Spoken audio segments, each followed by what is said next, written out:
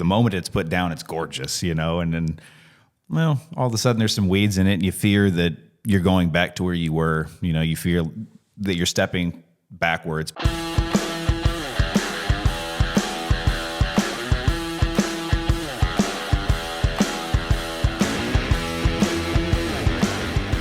All right, welcome to episode 10 of Behind the Turf. Today we are joined with Jared Koenig. Hey. He's our agronomist, and we're excited to have him here. And we got a special guest, Ryan Edwards. Yeah, making a guest appearance as the general manager at Nature's Turf here. That's right. He's our general manager. And one of the things we wanted to do with this podcast was to introduce, not just when we say Behind the Turf, but actually the people, for our clients especially, to see the people that are behind those beautiful lawns and on the phone when they're talking to people on the phone. So Ryan, I really appreciate you coming in. Yeah, I'm glad y'all invited me. It's not my typical thing to do, but I'm glad to be here to talk about turf and see what's actually behind it. Well, and one of the reasons why I asked you to be on this one was we're talking about when to treat new sod. Mm-hmm. And Ryan, just a little background on him, he's been with us for over a decade. And he's done all aspects of the job. I mean, it's a long time. I know. You'd be surprised with that youthful face. Yeah. But Ryan, starting from the very beginning, when to treat a new sod is always an issue because clients who have new sod, they want whatever they can do to make that sod survive. They've put a lot of money into it. And so I just want to start off by, what are the types of things that clients are saying to you when they get new sod? Well, I think one of the big things is obviously they put a lot of money into that new sod that they're installing in their yard, and they want it to be weed-free almost immediately once it goes down. So that's not the proper way to take care of it. You want to get it established, rooted in the yard, ready to go before you put chemicals in, before you're taking care of the weeds themselves. So, but what are the reasons too, like why people are even doing new sod? Oh, the reason why is just sod's just the best way to get the lawn established. Yeah.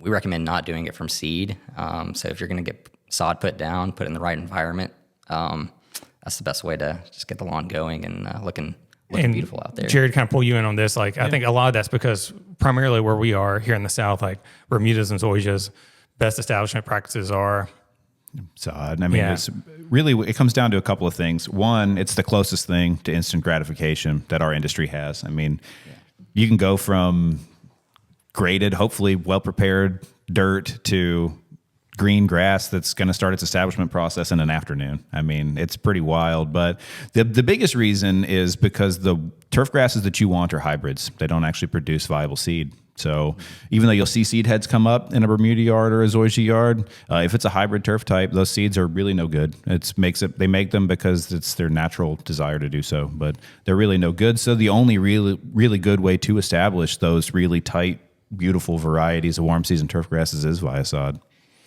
Okay, from a technical standpoint, why are we not wanting to? And often, I guess you can speak on this depending on the season, but some of those fall and spring treatments, or when a lot of people are putting outside in the spring. Mm-hmm. Why are we not starting treating immediately? Yeah, there's a lot of overlap with pre-emergent season. And pre-emergents are the products that we use to stop new weeds from forming in yards.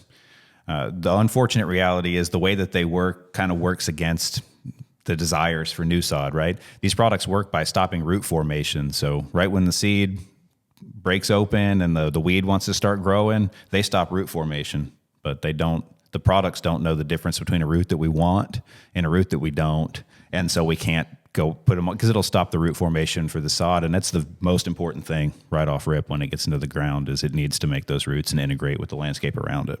Yeah. I mean, what we're putting down doesn't have a brain, so it can't decide, that's sod and I'm not going to mess with that. Those are Bermuda roots. I like those. Yeah. I'm not going to touch those. They can't do that. Yeah. So and to Ryan's point, I mean, the investment most of the time, I understand why people want to get rid of those weeds or keep them out immediately, but it's the long game is what I tell people. We're here to play the long game and do what's right by that turf grass. Yeah, exactly. Yeah, I think protecting that investment long term, you're putting money into the yard. We want to make sure it's well established and coming up right. Yeah. And so a big part of this process is figuring out when can we start treating, right? So Ryan, a big part of what you do every day is, and really in conjunction with Jared, is to educate the technician that's actually out there in the field running into whether we've made notes because the client's called in, we know ahead of time that they're going to have new sod, or we have no idea. They've not thought to call us, and we show up, and the technician knows that something has changed out here, you know? Right. Talk to us a little bit about the process of what the technician's kind of looking for. Yeah, so we think it's very important to have standard operating procedures for our guys while they're out there in the yards, because you can come across a lot of different things. So one of those is a new sod protocol. So whenever a technician's out there on the property, they're looking around, trying to see what's different out there, if something's changed. And a big thing would be if there's new sod out there. So what they want to do is they'll go over there, they'll pull on it if they notice it, and if it's starting to come up, then we avoid those areas. We make notes back to the office, let them know what's going on out there, what type of grass they're seeing that was installed, roughly how much square footage it is, and if it's overtaken a new area of the property or if it's replaced old sod. So definitely want to communicate with our support team with that, so the whole company knows what's going on in our clients' yards. But like I said, they tug on it. If it's rooted in, it should be good to go ahead and treat, and we can make the notes back on that as well.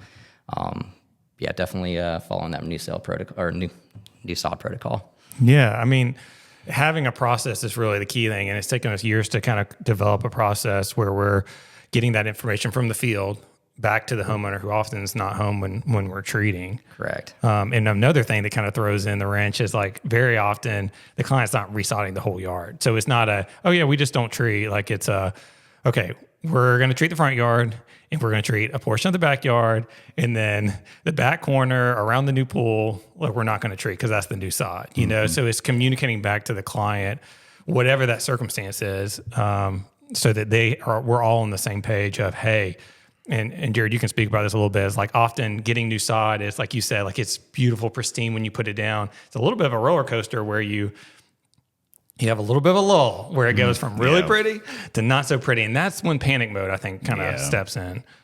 Yeah, and I think that that's true. You know, you've made this investment, you've taken the time, you want it to be pretty. You're like, oh man, the moment it's put down, it's gorgeous, you know, and then, well, all of a sudden there's some weeds in it, and you fear that you're going back to where you were. You know, you fear that you're stepping backwards, but it may be a step backwards, but it is a step backwards in an effort to make a long-term investment to go 5, 10, 12 steps forwards, you know, from where the landscape was.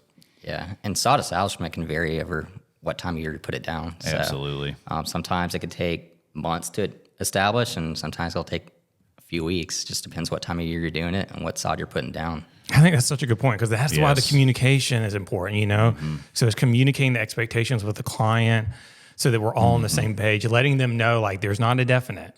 You know, we don't know the next treatment we'll be able to treat this. It'll just depend on, but we'll communicate back with you. Yep.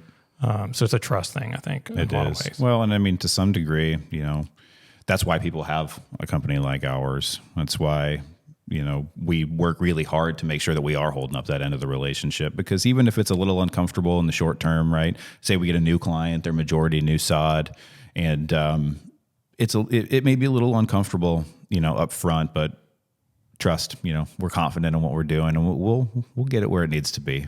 But we want to make sure that we're doing it in a way that's responsible and protects the investment that you've made, even if in the short term it doesn't necessarily feel that way. So either one, you can speak on this, but I just kind of wrap up this episode. If we can't treat, what should a client be doing from a cultural standpoint to make sure they have the most success with this new lawn? Yeah. Just leave it, don't look at it?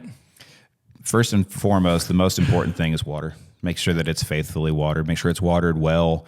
Or not too much. Damp is the key. Saturated. You don't want to go too far. You'll end up with fungal issues and stuff like that. But making sure that you maintain a proper soil moisture. When it is ready, make sure that it's being mowed regularly. Right. If you have the option, if it's a small enough area, walk mowing is always better than ride mowing on new stuff. There's less suction and a little bit less opportunity for injury, but just good care, making sure that it's not stressed out in any way, so it can complete that establishment process as quickly as possible. Springtime, it can be as short as a few weeks, you know. Because you might be able to start mowing before we can start treating. And that's very true, too. Right, yeah. All that I was going to say, Jared took the words out of my mouth, so job well done. All right, if you guys don't have anything else, we'll just wrap up episode 10. We hope we were helpful in this episode talking about new sod. We know it's a big investment. We know it's a concern for a lot of clients, so we hope we were able to put some clarity on this subject. But if you have any additional questions, we hope you'll reach out to our team. We're all here ready to help. Man, it's been nice to have you in here from the operations Yeah. side of it too. They get a lot of it from the support special side of thanks it, to but Ryan. it's been really We nice appreciate to you have joining Ryan us. on this Thank one. you. Thank you.